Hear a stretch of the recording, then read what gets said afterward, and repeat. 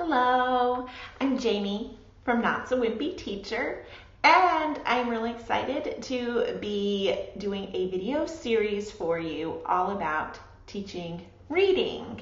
I did a series about writing and I did a series about math centers, and I received so many emails from my teacher buddies asking for a series about reading that I finally got it put together for you, and I'm excited about it. I'm also just really excited because I've made it my goal in 2019 to bring more videos to you. I get emails all the time saying that's how you like to receive teaching tips and ideas, and so I have made it my year-long goal to get in front of the video camera more often and bring you more video. So make sure that you go ahead and subscribe to the channel so that you get notifications when I add videos so you don't miss anything really good, because I would hate for that to happen. So my first series of the new year, my first series of 2019 is all about teaching reading.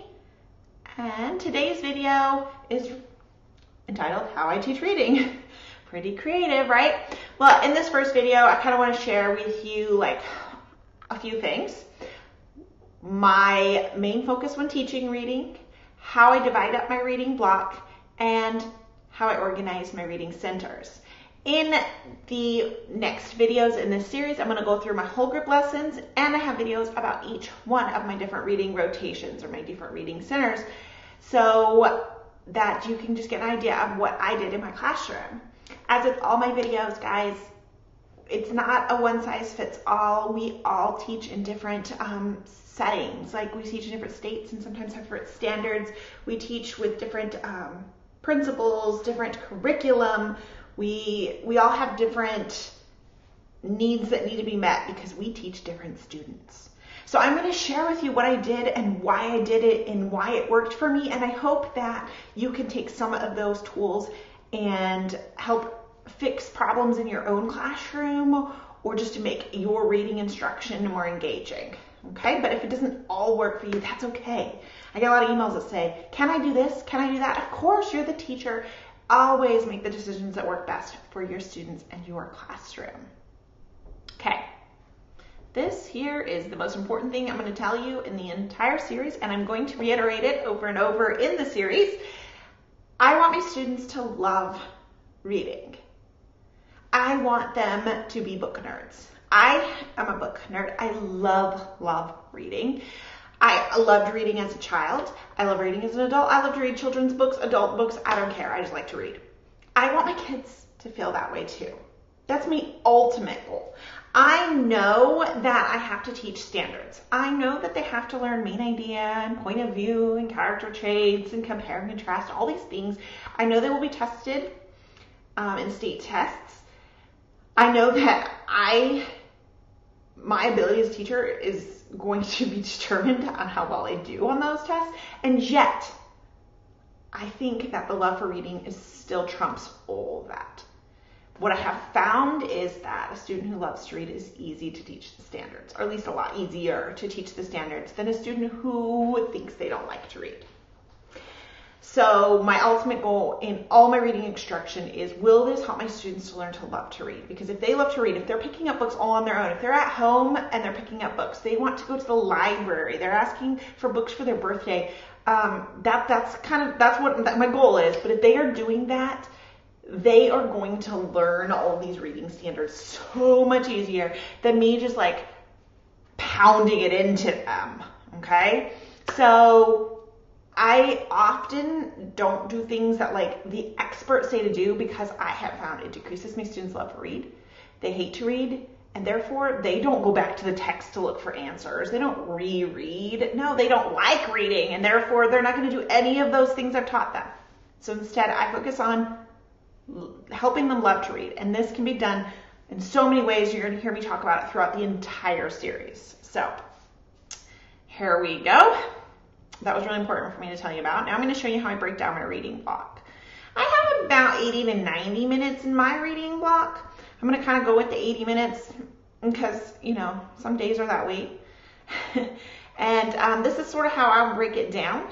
A whole group, I spend 20 minutes, the whole group, teaching a lesson, practicing a lesson, all together, and I am going to go into great detail in my very next video about what I do with those 20 minutes, because I think it might surprise you because it's pretty different than what a lot of teachers do during their whole group lesson. So that'll be my next video. Then I go into 60 minutes of centers or rotations, whatever you want to call it. I call it centers to my kids because the word centers kind of makes it sound like they think that's fun. But these are my reading rotations. I have about 60 minutes for it.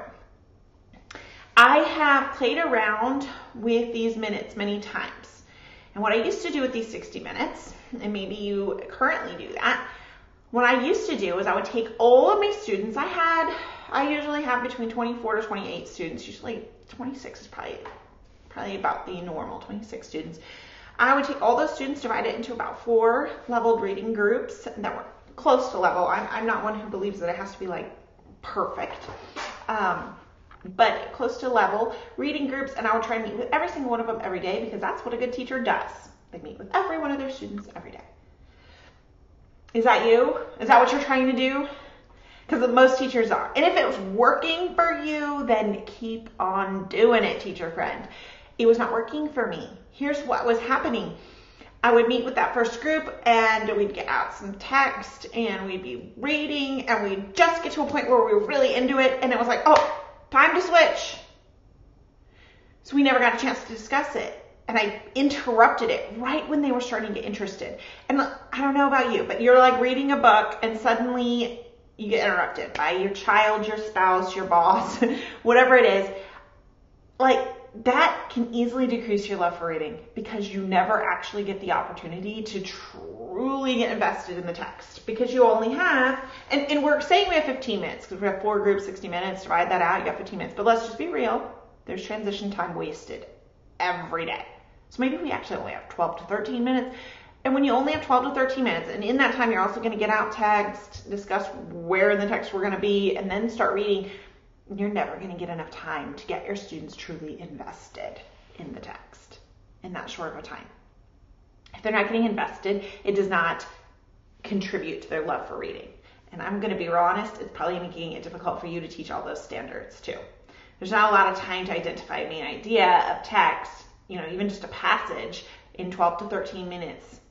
So maybe you're reading it one time, and then the next time you review it and then do the main idea, you're not spending very much time with the text.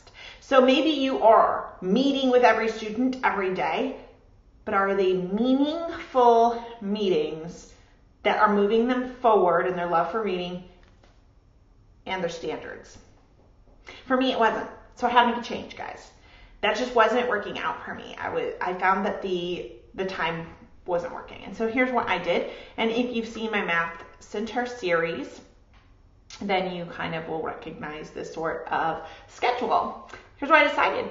I'm only going to meet with 2 groups a day. And some of you are like, oh, how can you do that? Only meet with 2 groups? That means your little babies aren't seeing you every day. Okay, it's true. They are not seeing me in a reading group every day. But they are doing meaningful reading activities every day. And when they come to meet with me, we are able to dive in deep. I'm able to actually help them, both in their love for reading and the standards that we're teaching. We can actually accomplish and finish something in one sitting.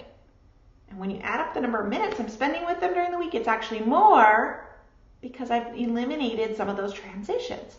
Now we only have the 2 rotations, 2 transitions instead of 4. So I've actually gained more minutes with them each week. So to me, that's more meaningful. Now I spend more minutes reading with my little guys instead of I have more days that I read with them. Okay? And if that doesn't work for you, then I totally understand, but it works for me. Okay? It made a world of difference. So I'm only meeting with 2 groups per day. So I meet with group 1 and 2 on Monday and Wednesday. I meet with group 3 and 4 on Tuesday and Thursday. So this is just a little schedule of what my groups would be doing. On Monday, I would start by meeting with group 1, and then they would go on to work on responding to reading. I'll be doing an entire video about that. And then also on Monday, I would meet with group 2. They started with respond to reading, and then they come to me. Now, on Tuesday and Thursday, these two groups will be doing their read to self and their centers, which will also be videos coming in this series. So then they'll come back to me on Wednesday. So they have still 4 different rotations they're going to, but they're able to spend more time at each one of these rotations. This means they're able to dig in deep in the read to self book. They're able to do a real quality response to writing. They're able to actually accomplish centers, not just get them out and then it's like time to put them back away. I found this type of a schedule to work wonders for me. And I will, like I said, tomorrow I'm going to talk about the whole group lesson in my video. And then the next video will be about the response to reading. I will then have one on read to self and one on the centers. One question I get asked often is, do you use Daily 5? And hopefully if you look at the schedule, you can tell that no, I did not use Daily 5. I have. I've used it. I read the book and I jumped right in because I was told that was the way to go. It didn't work for me, guys. And I think this is a huge lesson in teaching. If something's not working for you, it's okay to change and do something different. Here are the reasons Daily 5 did not work for me. It took a lot of prep time. The book starts with the reason that they created the Daily 5 was to decrease the amount of prep time, but I found in reality it was quite a bit of prep time. You can't have the same word work activity for the whole year. They'd get bored. You can't have the same work on writing activity for the whole year. They get bored. So what I would find is each week I'm like searching the internet for word work activities and work on writing activities. I'm having to find, at the time it was much harder, find sources for them to do the listen to reading. To me, I spent a lot of time getting materials ready. So that was one reason. Second reason, I was wasting time during our actual rotations. If you're doing the Daily 5 exactly how they say to do it, and I know some of you have adapted it to work for you, you have to do the status of the class. That was a waste of time to me. It just was. It was just a waste of time doing the status class. Third, they were doing too many rotations that weren't really involving reading. That word work and that work on writing, that's not reading. And so I just had this bad feeling in the pit of my stomach that we were using a lot of our reading time for things that weren't reading. Now, I totally understand that, a lot of you use your word work time for phonics and vocabulary and those sorts of skills that are really important. I get that. So if it's working for you, then do it. It just didn't work for me. I wanted my kids to spend more of their time actually reading a book. I wanted them to spend more time with their nose in a book. I felt that would increase their love for reading. And so I decided to try something else. Now you'll notice within my schedule that I still have some like little pieces of the Daily 5, like the read to self, and it comes straight from the Daily 5 book. I just train them to do read to self exactly how they describe it in the Daily 5 book even. And I will go into more detail about that in that video. So, and then I do have a respond to reading, which includes writing. So that could be one of your work on writing rotation. You just call it something different. In mine though, they are writing about the reading. They're not like writing postcards and stuff like that. I have a writer's workshop where they will learn how to write and have independent writing time specific to our writing standards. During our reading rotation though, we are working on books.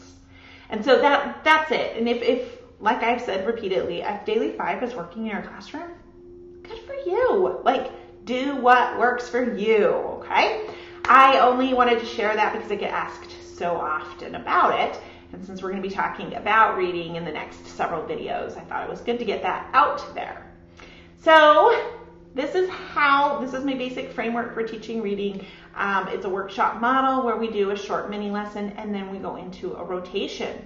So next video, all about that whole group time. You're going to find it's very unique and it involves books and teaching students to love to read. And then I'm going to be talking about the response to reading, read to self, and the centers in upcoming videos. So I'm really excited to have you on this little reading journey. Make sure that you've gone up here and subscribed to the channel so that you will get a notification when I add the additional videos. All right, guys, thanks so much for joining me. Talk to you soon.